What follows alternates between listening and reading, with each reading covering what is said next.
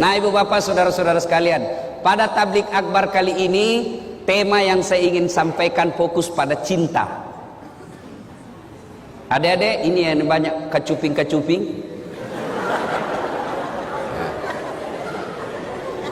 Ini adik-adik, percayalah, semua penyakit kita ingin cepat sembuh.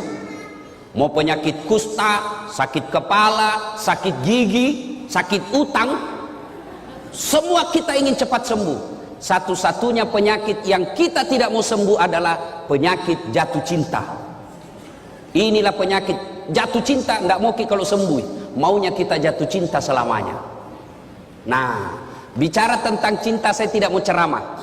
Saya hanya ingin menyampaikan kisah-kisah bagaimana cinta, dakwah dengan cinta. Satu, adik-adik pernah, saudara-saudara, bapak ibu pernah dengar kisah Rasulullah Sallallahu Alaihi Wasallam di Taif. Rasulullah mendapat tekanan di Mekah, mendapat hinaan, mendapat cemoohan, teror secara fisik, teror secara mental. Fisiknya dilempari, mentalnya diludahi, rumahnya dipasangi duri. Lalu siapa yang lakukan itu? Bukan orang lain. Siapa? Keluarganya sendiri. Siapa? Abu Lahab. Tahu itu Abu Lahab deh? Tahu ke Abu Lahab? Tahu? Sepuh satu kali saudarana bapak Nabi. Bahasa Perancisnya Amurena Nabita. Perancis itu Pare-Pare dan sekitarnya.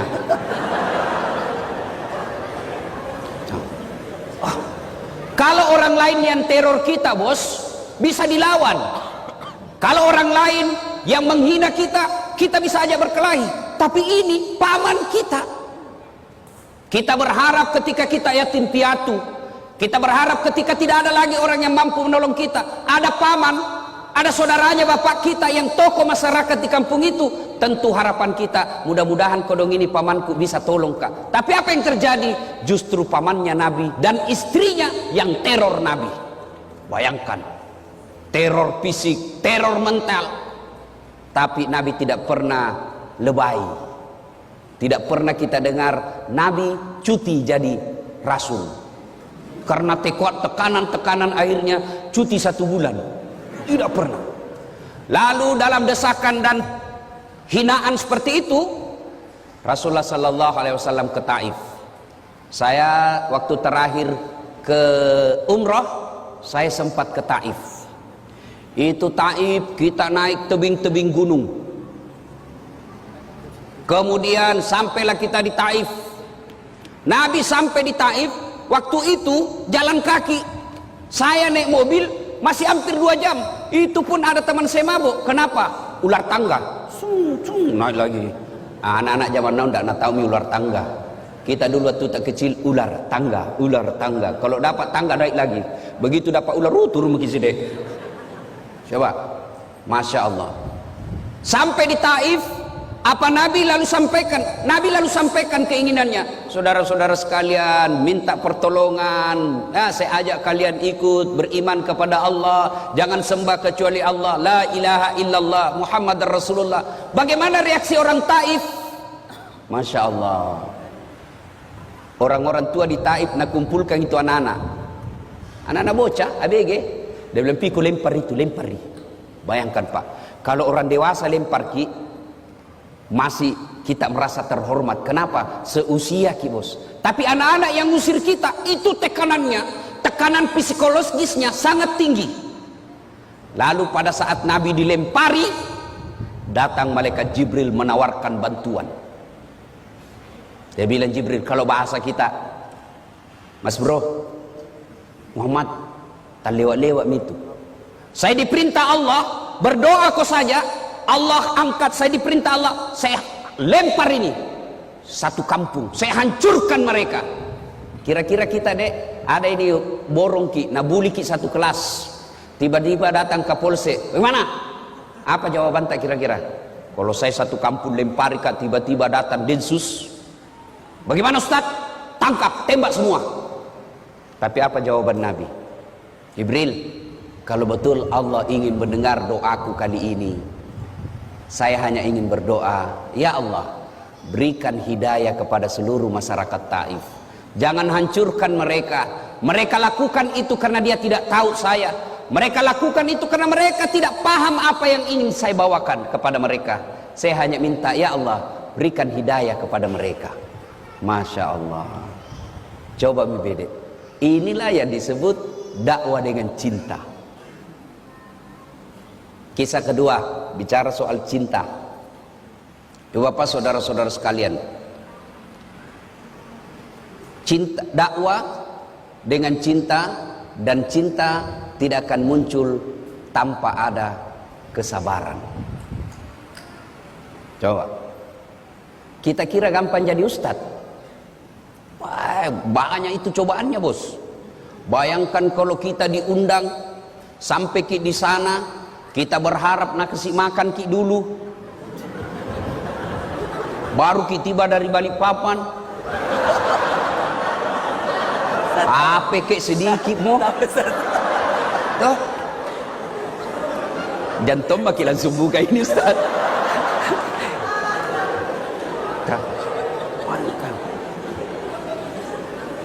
Coba, tidak gampang jadi ustaz. Belum lagi saya pernah diundang ke Pulau Kijang. Pulau Kijang Sumatera, Riau, tapi pedalaman. Waktu nak telepon Kak, Assalamualaikum Ustaz. Waalaikumsalam. Betul Ustaz Dasat, betul sekali. Kenapa Ki? Kami ini orang Bugis yang ada di tanah Sumatera, Pulau Kijang. Oh, ringkas kisah, merenung Ki kasih Ustaz loma ceramah ke Kampota. Bugis. Oh, jago ini orang Bugis ini. Ya, jadi saya minta tolong jelaskan bagaimana ke sana. Dia bilang, Ustaz, naik pesawat dulu ke Jakarta, dari Jakarta kemudian ke Jambi, dari Jambi menyeberang speed ke Pulau Kijang. Saya bilang, berapa lama naik speed? Tidak sampai 2 jam Ustaz. Loh, sama aja di Kalimantan ini. Oke lah. Begitu saya sudah naik di speed, ternyata bukan speed, apa? Katinting. Bilang, itu speed itu kan yang cepat. Ini katinting. Tok. Mati ku bilang. Mulai mak jengkel di situ, mulai mak jengkel. Sudah. Tanam mak. Astagfirullah. Saya lihat jamku 1 jam lebih. Astagfirullah. Begitu 2 jam belum sampai. Dalam hatiku nak bilang ini tidak sampai 2 jam, 2 jam ini sampai 5 jam belum sampai. Langsung aku bilang, Daeng, kita bilang tidak sampai 2 jam. Nah 5 jam makin ini belum sampai. Nah bilang, tak dampang kak kasih Ustaz. Maafkan saya Ustaz. Kenapa? Ini sebenarnya hampir 9 jam. Wah, la ilaha illallah. Saya bilang, kenapa tidak terus terang? Supaya saya sediakan fisik dan mental. Apa dia bilang? Kalau saya jujur Ustaz, pasti Ustaz tidak mau datang. Itu kuncinya adalah kesabaran. Itu baru perjalanan bos, belum lagi diri honor. Ada togi yang tipu Ustaz itu. Masuknya Ustaz, tapi Ustaz sampai pagi saya kirim di rekening tak. Oh iya siap. Sampai sekarang nggak kirim-kirim. Betul ini Pak, ada juga dan itu pejabat. Bayangkan itu mentalnya pejabat Indonesia. Ustaz saja netipu. Belum lagi yang potong, lebih banyak ngambil daripada kita. Khutbah Jumat biaya rutin 200.000. Begitu sampai di rumah, 50.000 di sini. Bayangkan lebih banyak ngambil dari kita. Coba bayangkan, itu kisah-kisah perjalanan dakwah. Apalagi belum lagi yang nak kasih kotak kosong, kwitansi kosong. Selesai terutama di kantor-kantor. Selesai mungkin ceramah tapi Ustaz kwitansi berapa? Kasih kosong misalnya Ustaz. Aku bilang jangan ambil semua. Bayangkan kalau saya tanda tangan kwitansi kosong, nah kasih ke 1 juta baru nak tambahin 01 di belakangnya 10 juta nambil. Baru nak kasih ke 1 juta 9 juta nambil. Maka saya bilang jangan bos, ambil semua. Kalau saya tanda tangan saya ikut berpartisipasi dalam kebohongan. Itu tantangan dakwah. Lalu apa yang membuat saya kemudian tenang? Saya bilang, berapa tong ini? Siapa ini? Dasat Latif.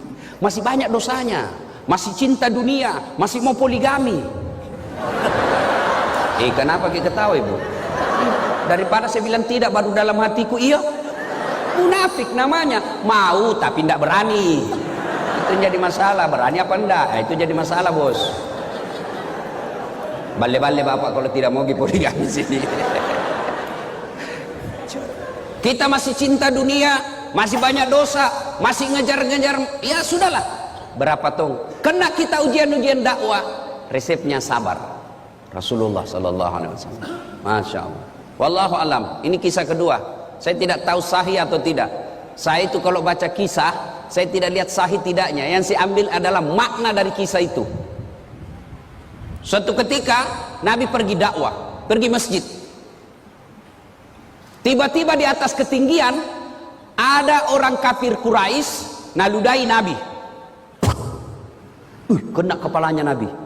Kira-kira kau anak muda, kalau diludai dari atas apa jawabanmu? Mana mau pemburu hidayah ambil batu, kurang ngajar. Baru kisah 1 bulan kena hidayah, mencoba lagi.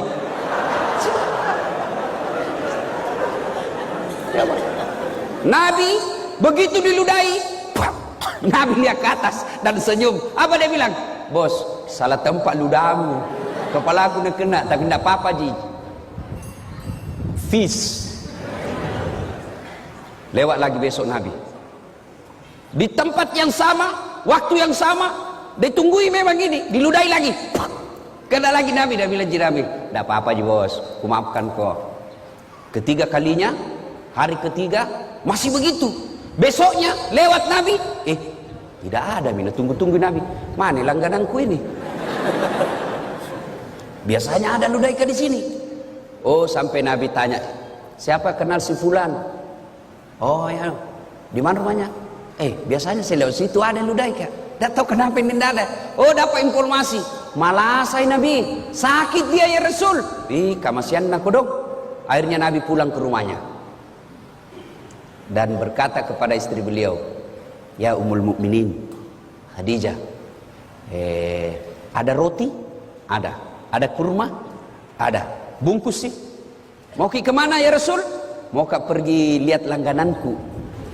Sakiki kodong. Sampai dia ketuklah rumahnya itu orang yang ludai Nabi. Assalamualaikum. Siapa? Muhammad. Muhammad siapa? Langgananmu bos. Mati. Mak dah maki. Datang Muhammad balas dendam ini. Selesai dia bilang, saya tadi lewat di tempat biasa. Saya cari-cari kita tidak ada. Rindu-rindu tuh nggak kurasa dengan ludata. Ternyata sakiki bede. Nah, ini ada roti saya bawakan ki, ada kurma saya bawakan ki. Kita makan, saya doakan ki mudah-mudahan cepat sembuh. Masya Allah. Mendengar ini, apa jawabannya ini orang tadi yang teror secara fisik dan mental Nabi? Apa dia katakan? Dia bilang, Abu Jahal saja yang sewa saya untuk teror kamu, tidak datang lihat saya sampai sekarang. Justru kamu orang pertama yang datang membesuk dan mendoakan saya. Luar biasa akhlakmu ya Muhammad. Masya Allah. Akhirnya apa? Ini orang menyatakan, saksikan ya Muhammad, la ilaha illallah Muhammad Rasulullah. Tiada Tuhan selain Allah dan Muhammad adalah utusan Allah. Saya tidak persoalkan ini kisah sahih atau tidak. Jangan lagi nanti share nabuli lagi di Facebook. Itu ustaz palsu. Sudah aku kasih tahu ki. Saya tidak persoalkan sahih tidaknya ini kisah. Yang saya ingin ambil adalah makna dari kisah itu. Pelajaran yang ingin kita ambil. Dulu waktu saya kecil ada buku yang selalu saya baca, kisah berhikmah. Kita ambil hikmah dari kisah itu. Inilah cinta harus dengan kesabaran. Tidak mungkin ada cinta kalau tidak sabar. Termasuk ibu-ibu. Kalau tidak sabar menghadapi suami kita, jatuh itu cinta. Nah, mau bicara tentang cinta yang hebat, Masya Allah. Ada seorang wanita, kembali lagi. Ini saya baca kisahnya, ternyata didaifkan hadisnya. Siapa dia? Ayub alaihissalam. Ayub alaihissalam. Itu Ayub alaihissalam, adik-adik sekalian, luar biasa, alim, taat beribadah. Allah kelimpahkan beberapa rezeki kepada Ayub alaihissalam. Tapi hebatnya Ayub alaihissalam, kaya dermawan, kaya sogi malabo. Yang banyak di Indonesia, kaya pelit. kaya seke kikirigalla paku jambatang, pelit, bakil. Tahu orang di kampungku bilang kikirigallang paku jambatang. Apa artinya kikirigallang? Kikirim itu galang, tidak mau namakan. Paku jambatan, jambatan basi paku, tidak mau mempan. Itu orang pelit. Duduk maki sama-sama berharap ki karena dia kaya na traktir ki, tidak tong. Langsung saja tabes tas pulang dulu. Dalam hatiku ndak tahu na bayar ka ini. Coba itu orang kikir. Ini Ayub alaihissalam kaya dermawan. Lalu seluruh malaikat memujinya. Luar biasa Ayub alaihissalam. Malaikat ikut memujinya. Satu makhluk Allah yang cemburu. Siapa? Iblis laknatullah alaihi. Nabi bilang Iblis, tunggu dulu Tuhan. Dia begitu Ayub, baik agamanya, taat beribadah, dermawan, karena dia kaya. Coba kalau dia miskin. Tidak begitu. Allah berfirman, saya lebih tahu dari kau Iblis. Dia bilang tidak mementok.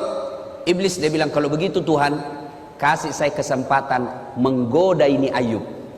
Allah kemudian silakan. Satu, jangan cabut nyawanya. Siap. Akhirnya apa? Ayub alaihissalam terbakar seluruh hartanya. Kebun-kebunnya musnah. Binatang-binatang ternaknya mati karena penyakit. Begitu miskin, datang iblis. Ayub masih bersikir, dibisik. Ayub, sudah mau. Apalagi kau puji-puji Tuhanmu? Bayangkan ambil hartamu. Jangan kau puji-puji Tuhanmu. Apalagi Tuhan apa itu Tuhanmu? Apa kata Ayub alaihissalam? Bos, yang kau banyak bicara di situ nah? Bukan begitu di hadis, bukan. Ini bahasa Ustadz. Supaya enak didengar bos. Tuh, bayangkan kalau lapar kita baru serius sekali, tambah lapar orang. Tuh. Nah. Bahkan dulu baik. Akhirnya apa? Apa kata Ayub? Dengar baik-baik adek. Dengar baik-baik bu. Alhamdulillah, sempat kaya. Sempat kau punya kebun, sempat kau punya binatang ternak. Banyaknya orang kodong sampai sekarang tidak ada kebunnya, tidak ada ternaknya. Ini harta titipan Allah. Inna lillahi wa inna ilaihi rajiun. Allah yang kasih saya di dunia, Allah ingin ambil, silakan. Yang penting lebat Tommy. Nabi bilang orang Bugis, taruh meti ko pura muir rede. Oh, Nabi bilang kalau bahasa kita, dia bilang kira-kira kalau bahasa kita ya, apai. Dia bilang itu iblis, apa masih mau kok? Hebat gitu. Dia bilang tidak. Itu Ayub begitu karena dia anaknya. Coba kalau tidak ada anaknya. Allah berfirman tidak ada anaknya atau tidak, dia taat. Akhirnya apa? Wafat lagi anaknya. Datang lagi iblis. Bos, sudah itu kau sembah Tuhanmu. Bayangkan dari ada hartamu nambil mi. Sekarang anakmu lagi nambil. Sudah mi. Apa kata Ayub alaihissalam? Jangan kau banyak bicara di situ deh. Bosan kuliah kok. Coba, alhamdulillah sempat kau punya anak. Banyaknya itu orang kodong bertahun-tahun sampai tua tidak punya anak. Alhamdulillah ada anakku. Setan tak kancing. Tapi dia jujur lagi sama Allah. Tidak memang Tuhan. Coba kalau dia sakit tidak mungkin dia begitu.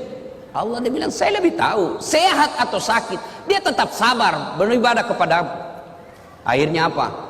Dicoba lagi Ayub alaihissalam dengan apa? Penyakitnya tidak tanggung-tanggung. Seluruh anggota tubuhnya dimakan ular. Kira-kira kalau sekarang penyakit kulit tingkat paling tinggi.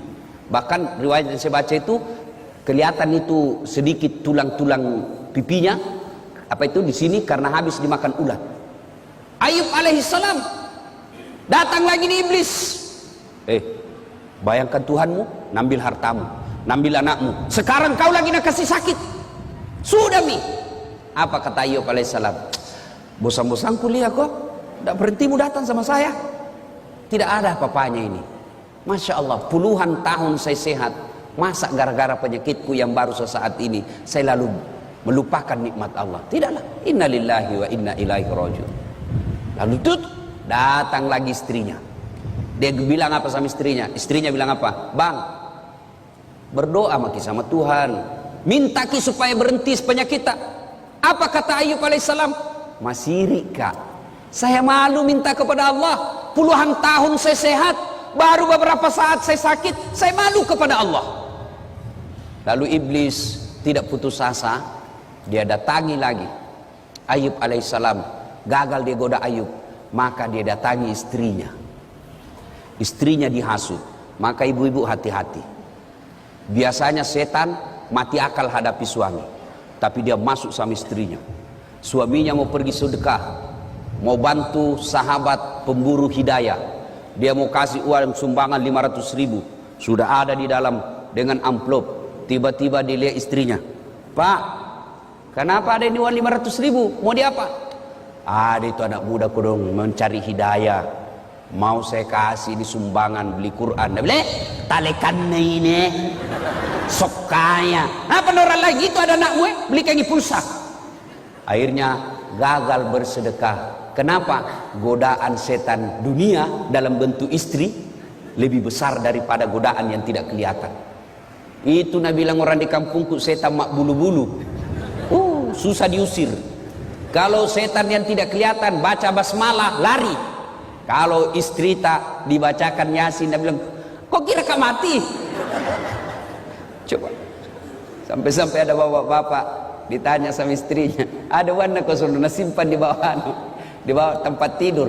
Didapat sama istrinya. Nah, bila istrinya, "Pak, uang apa ini? 1,5 juta. Uang sial." "Maksudnya apa?" "Baten aku sembunyi udah apa Ji."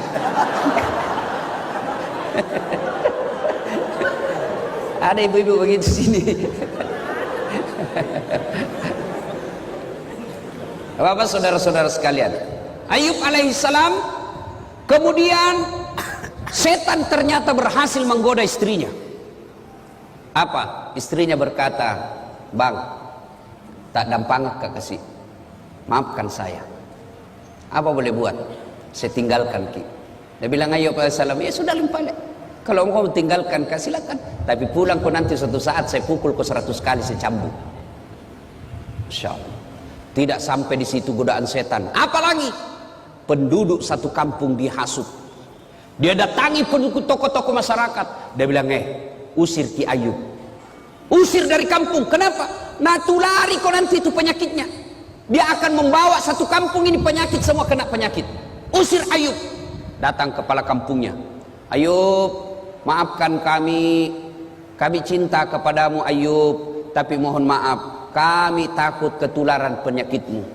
Ayub alaihissalam lalu berkata, "Lemukna tu nyawamu mbok, teganian kau, tolong angkat tangan di antara kalian, siapa yang tidak pernah saya bantu? Tolong ini penduduk kampung, angkat tanganmu, siapa yang tidak pernah saya bantu?" Lalu ini kepala kampung bilang, "Kami sadar Ayub, sudah kau bantu kami semua, tapi takut ke penyakitmu." Akhirnya apa?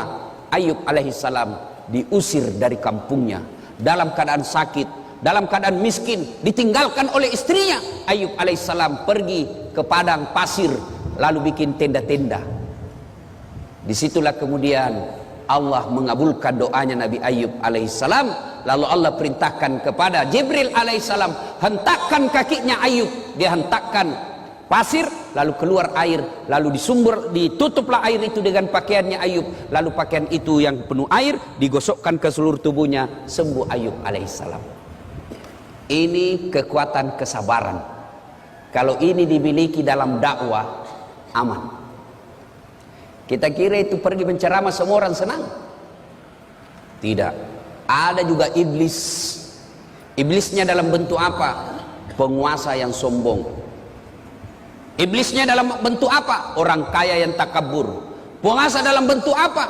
Godaan-godaan dunia. Maka solusinya adalah kesabaran. Dan kesabaran itu akan melahirkan cinta. Tanpa kesabaran tidak mungkin ada rasa cinta.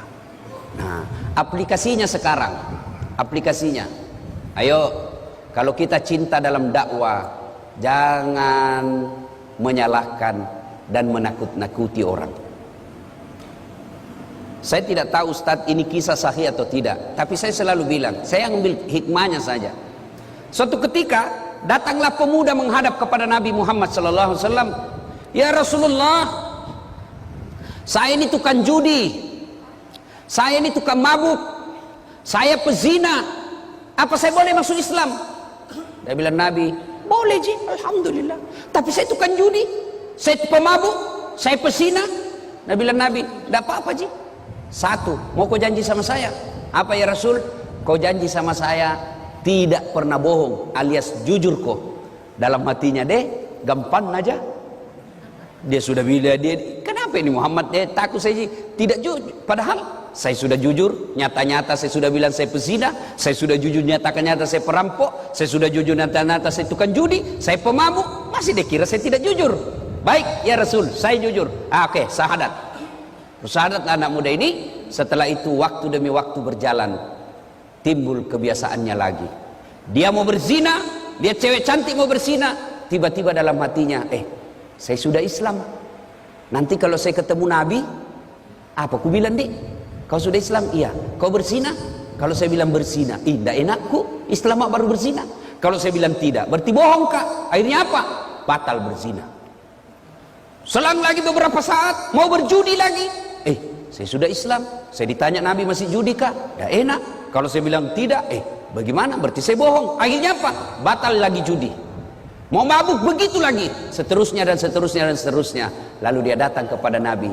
Ya Muhammad. Luar biasa. Luar biasa kau ya Muhammad. Betul satu yang ku minta, tapi itu intinya. Coba kalau Nabi langsung katakan tidak boleh, pezina tidak boleh masuk Islam, maka dia tidak masuk Islam pada saat itu. Tidak.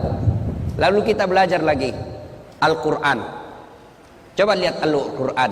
Ketika mengharamkan khamar, ballo, vodka, whisky, Jennifer, Donald, topi miring, apalagi itu lempox. Sekarang lempox itu yang bahaya dan murah. Sekarang ada di Makassar, ada tong komunitasnya. Apa? Komunitas pemuda bernapas dalam kaleng. Hancur juga ya anak muda ini. Lempox na campur lem tikus. Apa nak bilang? Cemen lumen. Masa baru satu botol teler mako itu teman tak tahu aja gona sampai masuk di got. Anak muda sekarang malu dibilang kampungan. Saya dulu waktu sekolah, kalau anak-anak sudah bilang, udah saat sini kau. Jangan deh, saya jauh-jauh dari kampung, mau ke sekolah baik-baik. Nah, bilang kampungan deh ini. Aku bilang biar nih bos, daripada kau tidak ada kampungmu. Nah, coba kita lihat pelajari itu ayat tentang khamar. Ketika Allah haramkan khamar, kan tidak langsung. Pada saat itu orang-orang Arab kafir jahiliyah waktu itu bukan cuma dia minum itu khamar, dia mandi. Dia mandi itu khamar. Begitu hobinya dengan khamar. Turun ayat. Ayat pertama tentang khamar. Apa? Disentuh dulu akalnya. Khamar itu ada manfaatnya, juga ada buruknya. Tapi ketahuilah keburukannya jauh lebih besar daripada kebaikannya. Ini peringatan bagi orang-orang yang berpikir. Mulai berpikir, oh ya tahu ada baiknya, tapi lebih banyak jahat keburukannya. Akhirnya mulai jalan pikirannya. Lama turun ayat kedua. La taqrabus salata wa antum suqara. Jangan kau dekati khamar ketika kau dalam keadaan mabuk. Artinya apa? Yang tadinya orang Islam sudah masuk Islam, yang tadinya orang kafir masuk Islam, 5 kali sehari semalam sholat, artinya 5 kali tidak boleh mabuk. Maknanya dalam sehari makin jauh dia dari khamar. Lama, turun ponis terakhir, keputusan akhir. Innamal khamru rijsun min amali syaitan. Sesungguhnya khamar rijsun, bapak moyangnya dosa. Min amali syaitan, perbuatan syaitan, jauhi agar kamu termasuk orang-orang beruntung. Nah ini, jadi kalau ini kita pakai, berarti dakwah itu harus bertahap. Ya kira-kira kalau anak muda gaul baru datang sama kita, Ustadz bagaimana pacaran? Boleh. Betul ke Ustadz? Betul, yang penting jangan kau ketemu. Iya Ustaz, iya yang penting pacaran syar'i. Maksudnya jangan kau ketemu, SMS saja. Sudah itu datang lagi, mulai dilihat jauh jarak. Dek, apa gunanya itu pacaran? Kasih habis pulsa, bikin pikiranmu mumet, bikin hayalanmu berdosa. Sudah jangan saja. Lebih baik kau langsung lamar. Tapi tidak ada pekerjaanku. Rezeki bukan soal kerjaan. Rezeki itu Allah yang ngatur. Tidakkah dalam Quran mengatakan satu orang menikah, tambah lagi satu orang menikah, maka dua mi rezekinya. Satu tambah satu menjadi dua. Jangan aku putus asa. Sudah itu. Coba kalau baru datang, yang tadinya hobi pacaran. Mana pacaran? Haram. Dede, jam ikut pengajian deh, sanging haram. Ada orang pulang pengajian, saya tanya, bagaimana? Tidak mau ikut pengajian Ustaz. Apa? Dede itu Ustaz saya sanging neraka na cerita. Pemala-mala. Coba kalau yang tetangga datang ke gedung, apa? Menyentuh doa, kamu berdosa, Tuhan ingin mengampuni, puji haleluya. Habis lagi dosanya. Datang saja, habis lagi dosanya. Kita khutbah Jumat, sangin neraka, bakar, dibanting, ditusuk pantatmu, dipijit lehermu. Nabi anak muda, dede pamalak-malak. Dede, coba. Ya, nah ibu bapak saudara-saudara sekalian, terlalu banyak saya bicara, nanti terlalu banyak salahnya. Nanti kalau ada salah, Ustadz Fahrul Rosi yang akan meluruskannya. Demikian, pada intinya Rasulullah berhasil menyampaikan dakwah dan sampai kepada kita ajaran-ajaran Islam ini karena disampaikan dengan cinta. Kalau kita berdakwah dengan cinta, maka insya Allah tidak ada yang menjadi musuh kita. Ya, salah boleh kita berbeda pendapat, Dek, boleh. Saya itu sepanjang perjalanan jadi dai, saya tidak senang membahas masalah khilafiyah, ikhtilaf, perbedaan pendapat ulama. Saya tidak senang. Lebih baik saya senang bahas itu bagaimana itu nak muda mau datang di masjid berjamaah, bagaimana itu orang kaya mau bangun masjid, bagaimana ibu-ibu ini diajari anaknya pakai aurat, tutup aurat. Soal bagaimana Nabi dakwah takbir, saya tidak terlalu tertarik. Ada yang begini Ustaz, ada yang begini Ustaz, ada yang begini. Mana cocok semua? Yang mana tidak cocok, yang tidak angkat tangannya. Begitu saja, ya. Saya dalam ini boleh kita berbeda, boleh. Saya dalam mazhab dakwah saya, metode dakwah saya tidak terlalu tertarik membahas yang begitu-begitu. Saya lebih senang membahas bagaimana orang-orang ini mau datang ke masjid, mau bersedekah, mau menghindari gosip, ya. Sekira itu. Demikian, Bapak saudara-saudara sekalian, mohon maaf yang sedalam-dalamnya jika ada kata dan kalimat yang tidak berkenan. Kita bisa lanjutkan nanti dalam sesi tanya jawab. Insya Allah Anda bertanya, saya jawab. Bagaimana kalau tidak tahu Ustaz? Saya tetap jawab. Apa jawabannya? Saya tidak tahu. Masa saya mau tahu semua, bukan nggak saya kamus. Cukup Ustaz? Alhamdulillah ya. Demikian, mudah-mudahan ada manfaat. Lebih dan kurangnya mohon dimaafkan. Assalamualaikum warahmatullahi wabarakatuh.